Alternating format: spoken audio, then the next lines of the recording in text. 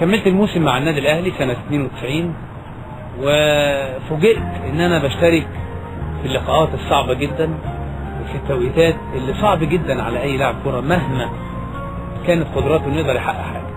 يعني بالتحديد يمكن اخر 5 مباريات كنت بشترك في الدقيقة 30 او دقيقة 28 من الشوط الثاني، وتجسد هذا الموقف في اخر مباراة في نهائي كاس مصر سنة 92، وفيها اشتركت في دقيقة 25 من الشوط الثاني في اصعب تجربة واصعب مباراة بمر بيها في حياتي، والحمد لله ان انا كنت عند حسن ظن جمهور النادي الاهلي، وقدرت احقق مع زمايلي بطولة كاس مصر، ودي كانت اخر لمسة ليا سنة 1992.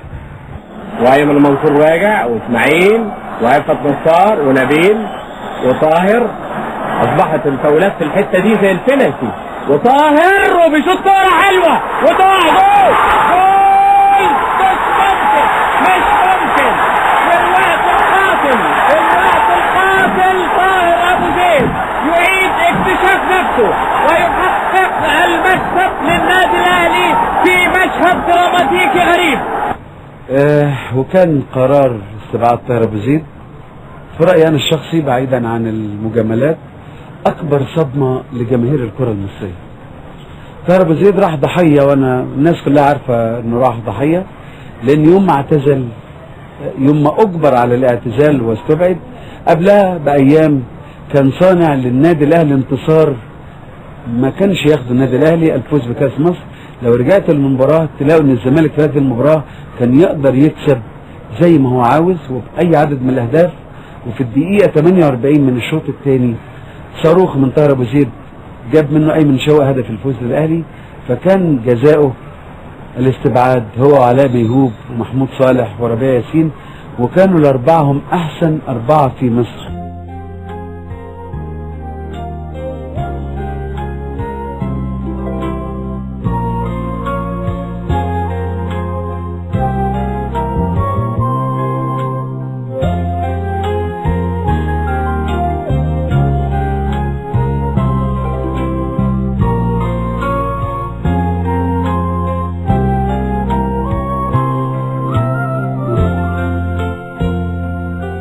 انا رايي الشخصي ان كان لازم يبقى الاسلوب احسن من كده، لان مش هو ده القرار الصائب انك تستغنى عن 4 هم المفروض كانوا كباتن النادي الاهلي بالترتيب يعني بقرار سريع.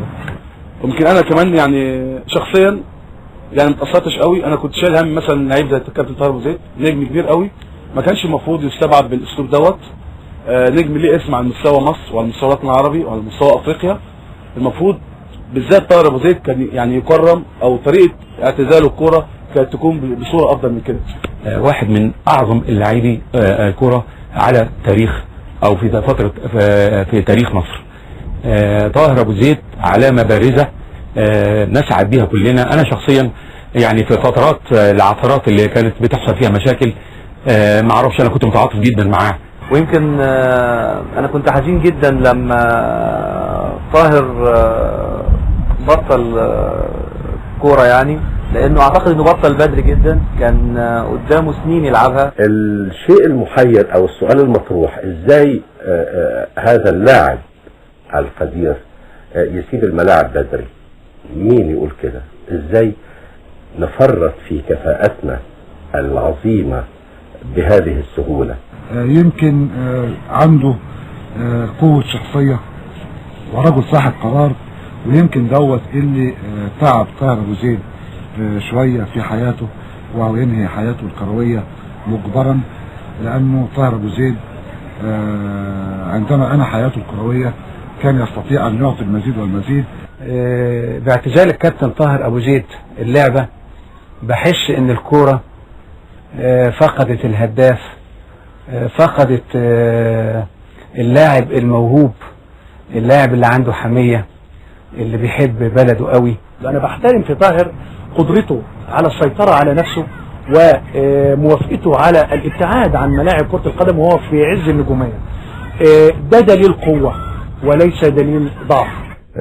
ممكن يتولد كل يوم لعيب، وممكن يتولد كل يوم ممثل، انما صعب قوي ان احنا نلاقي زكي رستم وصعب قوي ان احنا نلاقي طاهر ابو زيد. طاهر ابو زيد حينما ترك النادي الاهلي او تركه النادي الاهلي عرض عليه اكبر عدد من العروض الممكن الاستجابه لها، ولكن طاهر ابو زيد رفض ان يغير فانيلاته الحمراء زي كل اولاد النادي الاهلي المخلصين، ولذلك طاهر ابو زيد سيظل نقطه مضيئه في تاريخ الكره المصريه.